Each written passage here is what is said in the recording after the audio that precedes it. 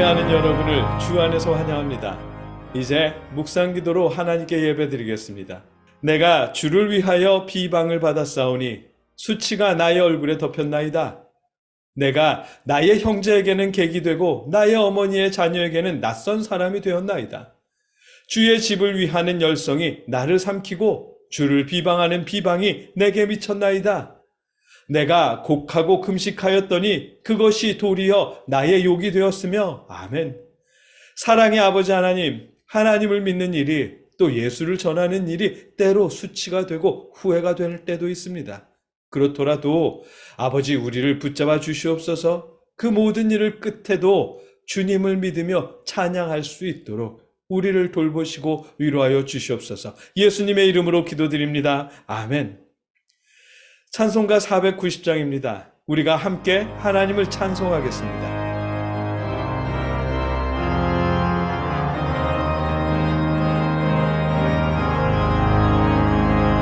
주여 지난 밤 내 꿈에 베었으니 그 꿈 이루어 주옵소서. 밤과 아침에 계시로 보여주사 항상 은혜를 주옵소서. 나의 놀라운 꿈 정녕 남 이끼는 장차 큰 은혜 받을 표니 나의 놀라운 꿈 정녕 이루어져 주님 얼굴을 배우리라. 마음 괴롭고 아파서 낙심될 때 내게 소망을 주셨으며 내가 영광의 주님을 바라보니 앞길 환하게 보이도다. 나의 놀라운 꿈 정녕 나 믿기는 장차 큰 은혜 받을 표니 나의 놀라운 꿈 정녕 이루어져 주님 얼굴을 배우리라. 세상 풍조는 나날이 변하여도 나는 내 믿음 지키리니 인생 살다가 죽음이 꿈 같으나 오직 내 꿈은 참되리라. 나의 놀라운 꿈 정녕 나 믿기는 장차 큰 은혜 받을 표니 나의 놀라운 꿈 정녕 이루어져 주님 얼굴을 배우리라.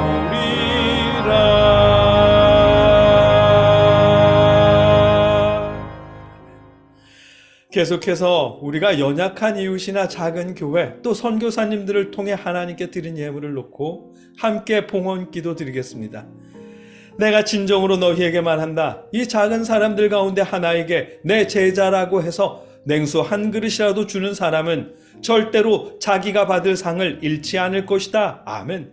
사랑의 아버지 하나님, 우리가 어려운 이웃을 통해 선교단이나 개척교회를 통해 아버지께 예물을 드립니다. 이 예물을 받아주시옵소서. 이 예물이 사용되는 곳마다 주님의 복음이 전해지게 하시고 주님의 사랑이 그들의 힘이 되도록 역사하여 주시옵소서. 예수님의 이름으로 기도드립니다. 아멘. 이어서 우리 각자의 기도 제목과 나라와 이웃을 위해 한 목소리로 함께 기도하겠습니다.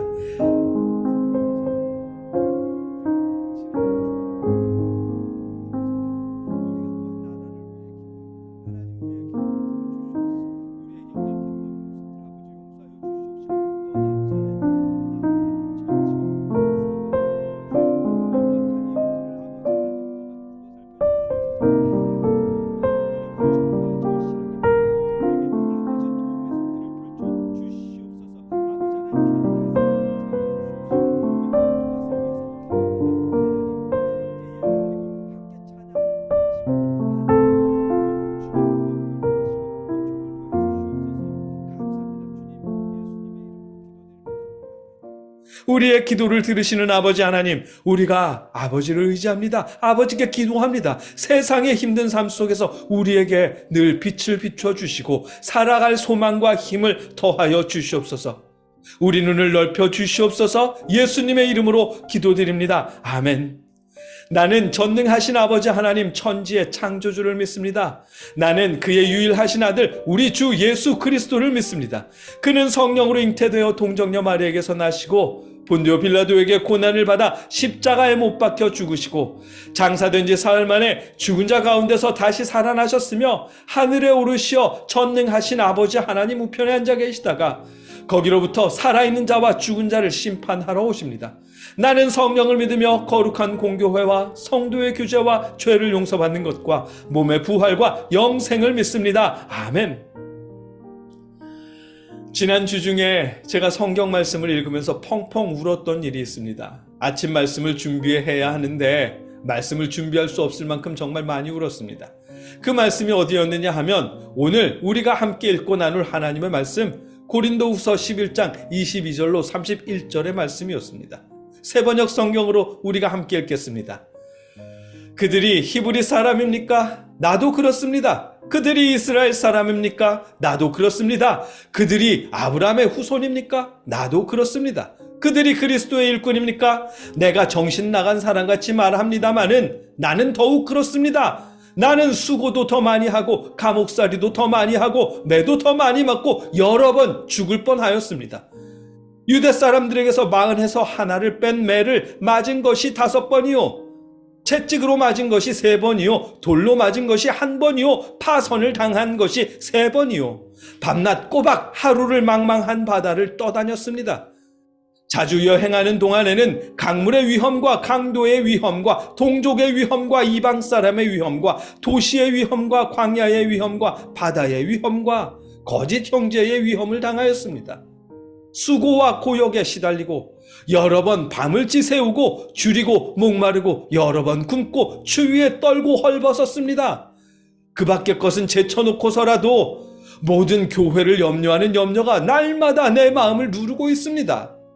누가 약해지면 나도 약해지지 않겠습니까? 누가 넘어지면 나도 애타지 않겠습니까? 꼭 자랑을 해야 한다고 하면 나는 내 약점들을 자랑하겠습니다. 영원히 찬양받으실 주 예수의 아버지 하나님께서 내 말이 거짓말이 아님을 아십니다. 아멘. 지금 바울이 자신도 히브리 사람이고 이스라엘 사람이고 아브라함의 자손이라면서 자신의 출신부터 자랑을 시작합니다. 왜 이런 자랑을 늘어놓았느냐 하면 고린도 교회 새 사역자들 때문이었습니다. 고린도 교회는 바울이 2년에 걸쳐서 개척한 교회라고 하거든요. 그런데 새로 부임한 사역자들 때문에 고린도 교회가 전부 돌아섰습니다. 예수님의 공로를 치워두고 자신들의 노력을 더 추구했어요. 게다가 교회를 배척한 바울을 거짓 사도라고 생각하기 시작했습니다. 고린도 교회의 새 사역자들이 그렇게 만들었습니다. 고린도 교회의 새 사역자들은 자칭 예루살렘 교회의 큰 사도들이 보내서 고린도 교회 사역자로 왔다고 말했거든요. 그 당시에 예루살렘 교회는 지금 우리 시대로 말하면 명성교회나 소망교회나 사랑의 교회나 분당 우리 교회처럼 이름만 들어도 아는 대형 교회나 마찬가지였습니다. 베드로를 비롯해서 야고보와 이런 분들이 그 교회에 계셨거든요. 고린도 교회에서 새로 부임한 사역자들이 베드로나 야고보의 이름을 말하진 않았지만 큰 사도들이 보내서 고린도 교회에 왔다고 말하며 자신들의 배경을 자랑하는 거죠. 그러면서 왜곡된 복음을 전했습니다. 바울은 참을 수가 없는 거죠. 고린도 교회의 새 사역자들이 자신들은 히브리인이고 이스라엘 사람이면서 아브라함의 자손이라고 자랑하면서 율법주의적인 복음을 전했을 거거든요. 이게 어떤 가르침이냐 하면 예수님을 믿어서 하나님의 자녀가 된다. 이렇게 똑같은 복음으로 시작합니다. 근데 그 다음이 달라져요. 예수를 믿어 하나님의 자녀가 되었다면 첫째, 할례를 받아라. 성경에 있는 하나님과의 약속이다. 둘째, 율법을 지켜 순종해라. 성경에 있는 하나님 백성의 의무이다. 그리고 셋째, 그래야 복받고 잘 산다. 만일 그렇지 않으면 저주받고 벌받으며 하나님의 자녀에서 추방당하고 구원을 박탈당한다. 이런 가르침입니다. 단순하게 말하면 예수님 믿어서 하나님의 자녀가 되었으니 율법을 지켜 하나님께 순종해라. 순종하면 복받고 불순종하면 벌받고 구원도 박탈당한다는 가르침입니다. 얼핏 들으면 맞는 말 같죠. 그런데 이게 왜곡된 복음이에요. 왜냐하면 예수님을 믿어서 하나님의 자녀가 된다는 것은 참된 복음이지만, 맞는 복음이지만, 그 다음에 율법을 안 지키고 순종하지 않으면 벌받고 하나님의 자녀에서 추방당한다는 조항이 왜곡된 부분이거든요. 여러분도 생각해 보세요. 율법을 지켜 순종해서 복받고 불순종해서 벌받는다고 하면, 첫째로 예수님은 불순종의 대표가 됩니다. 나무 십자가에 달려 죽었잖아요. 이스라엘 사람들에게 나무에 달려 죽는 건 가장 저주받은 형벌인데 예수님이 나무 십자가에 달려 죽으셨잖아요. 그러면 예수님은 하나님께 불순종해서 나무에 달려 죽은 저주를 받았다고 말해도 반박이 어려워져요. 둘째로, 순종해서 복받고 불순종해서 벌받는다면 예수님의 공로가 필요가 없어집니다. 내가 순종을 잘해서 복받는 거지 예수님은 아무 상관도 없는 일이잖아요.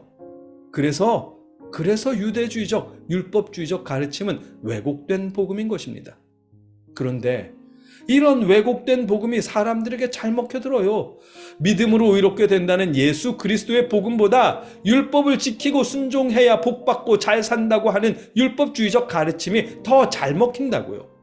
믿음으로 의롭게 되고 하나님의 자녀가 된다는 이 복음에는 이 땅에서 잘 먹고 잘 산다는 약속이 없잖아요. 그런데 율법을 지켜 하나님께 순종하면 이 땅에서 복을 받고 그렇지 않으면 벌 받는다는 이 왜곡된 복음은 내가 뭔가를 잘하면 이 땅에서도 복받아 잘 살 수 있을 것 같잖아요. 그래서 잘 먹힙니다. 장차 있을 하나님의 나라보단 지금 잘 먹고 잘 사는 게 더 중요하니까요. 고린도 교회도 그런 설교에 빠져들면서 바울을 외면하고 예수님의 공로를 무시하는 거죠. 그래서 바울이 나섰습니다. 주님의 성도들을 다시 주님 품으로 돌아오게 하려고 자신도 자랑하면서 나섰습니다. 그렇게 시작된 자랑이 오늘 본문이에요. 바울은 말합니다. 그들이 히브리 사람입니까? 나도 그렇습니다. 그들이 이스라엘 사람입니까? 나도 그렇습니다. 그들이 아브라함의 후손입니까? 나도 그렇습니다. 그들이 그리스도의 일꾼입니까? 내가 정신 나간 사람 같이 말합니다만 나는 더욱 그렇습니다. 라면서 자신도 고린도 교회의 사역자들처럼 유대인이고 그들보다 더 뛰어난 예수님의 사도라고 자랑합니다. 왠지 말투가 비장해서 그 다음에 무엇을 자랑할지 기대가 되었는데 이어지는 자랑은 나는 수고도 더 많이 하고 감옥살이도 더 많이 하고 매도 더 많이 맞고 여러 번 죽을 뻔하였습니다. 아멘. 이런 고생한 삶이 자랑이랍니다. 그러더니 유대 사람들에게서 마흔에서 하나를 뺀 매를 맞은 것이 5번이요, 채찍으로 맞은 것이 3번이요, 돌로 맞은 것이 1번이요, 파선을 당한 것이 3번이요, 밤낮 꼬박 하루를 망망한 바다를 떠다녔습니다. 아멘. 이런 고생이 자랑이랍니다. 아직 끝이 아닙니다. 자주 여행하는 동안에는 강물의 위험과 강도의 위험과 동족의 위험과 이방 사람의 위험과 도시의 위험과 광야의 위험과 바다의 위험과 거짓 형제의 위험을 당하였습니다. 수고와 고역에 시달리고 여러 번 밤을 지새우고 줄이고 목마르고 여러 번 굶고 추위에 떨고 헐벗었습니다. 아멘. 이게 자랑이랍니다. 쉴 곳도 없었고 의지할 사람도 없었답니다. 줄이고 목마르고 헐벗고 굶주리고 추위에 떨고 이런 게 자랑이랍니다. 여러분 믿어지세요? 이게 어딜 봐서 자랑이에요? 아이고 율법 필요 없다고 하더니 하나님한테 벌 받아서 고생하는 꼴 봐라 저거. 얼마나 불순종했으면 가는 족족 핍박받고 매맞고 바다에 빠지고 그랬겠냐. 그래도 죽지 않는 거 보면 참 신기해.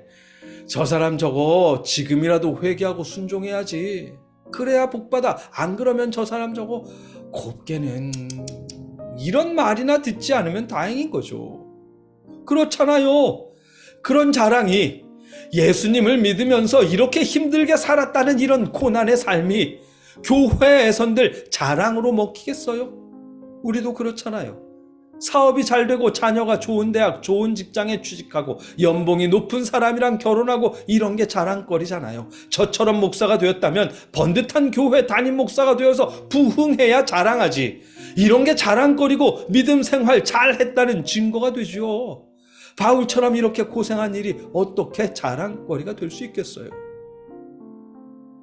그런데 바울은 자신이 주님의 복음을 전하며 겪은 어려움을 자랑이라고 내놓고 있습니다. 그리고 바울의 이 자랑은 우리 믿는 사람들의 자랑거리여야 합니다.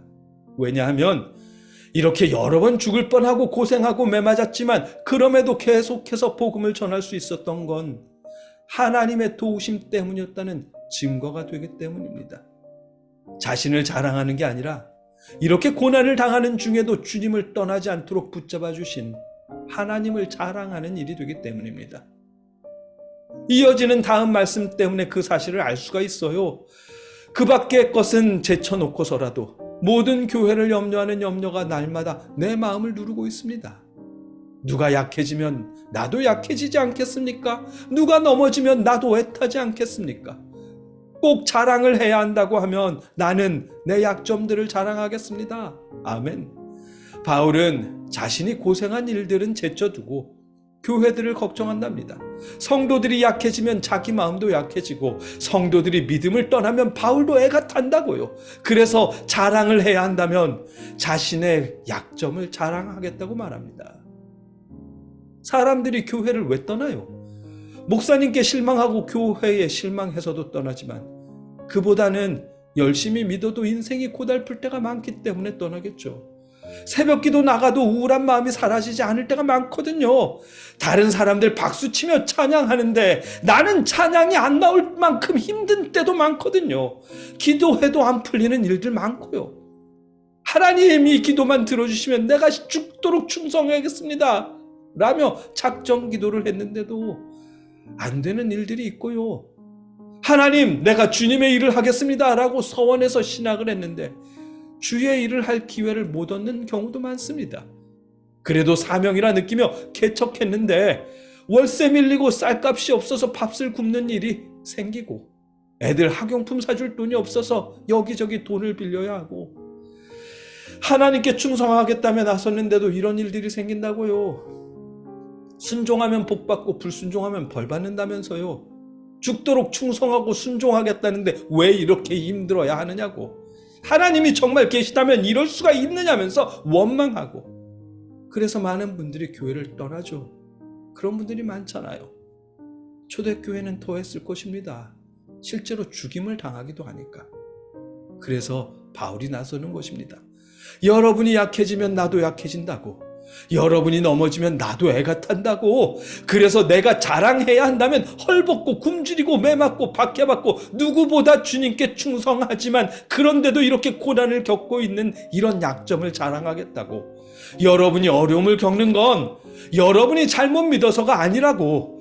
아마도 이런 말씀을 하고 싶어서 그래서 약점을 자랑하는 것이 아닐까 싶습니다.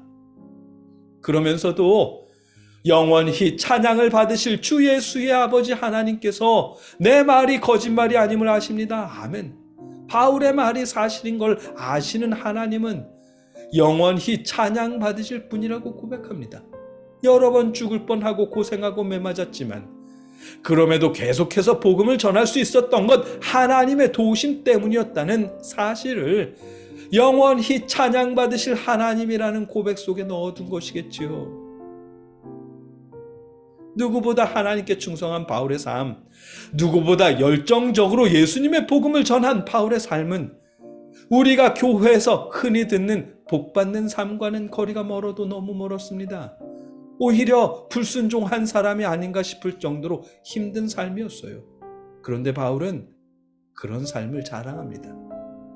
혹시나 누군가가 믿음 생활을 하면서 어려움을 겪는다면 하나님께 벌받아서 그런 건 아닌가 염려하지 말라고, 불순종해서 그런 건 아닌가 걱정하지 말라고 바울은 자신의 약점을 자랑합니다. 그런 어려움 속에서도 끝까지 복음을 전할 수 있도록 붙잡아 주신 하나님을 영원히 찬양받으실 하나님이라며 고백합니다. 여러분, 신앙인으로 사는 일 쉽지 않습니다. 어려움을 겪을 때도 많고요. 그럴 때면 내가 잘못 믿는 건 아닐까 염려도 되고, 차라리 하나님을 믿지 말까? 교회를 떠날까? 이런 마음도 들기도 하고 흔들리기도 하겠지만, 그때도 하나님은 여러분을 붙잡아 주십니다. 복음을 전하느라 죽을 고비를 겪던 바울이 끝까지 복음을 사역을 마칠 수 있도록 붙잡아 주신 하나님께서 염려하고 흔들리고 고민하는 여러분의 믿음을 지켜주실 것입니다. 찬양받으실 하나님이라고 고백할 수 있도록 우리 하나님께서 여러분을 끝까지 붙잡아 주시기를 주님의 이름으로 간절히 축복합니다. 함께 기도하겠습니다. 사랑의 아버지 하나님, 우리가 열심히 믿는데도 어려움을 겪을 때가 있습니다. 여전히 우울함을 떨치지 못할 때도 있습니다. 그때도 우리를 붙잡아 주시옵소서. 바울을 붙잡아 주신 것처럼 우리 마음을, 우리 믿음을 아버지 끝까지 붙잡아 주시옵소서. 예수님의 이름으로 기도드립니다. 아멘.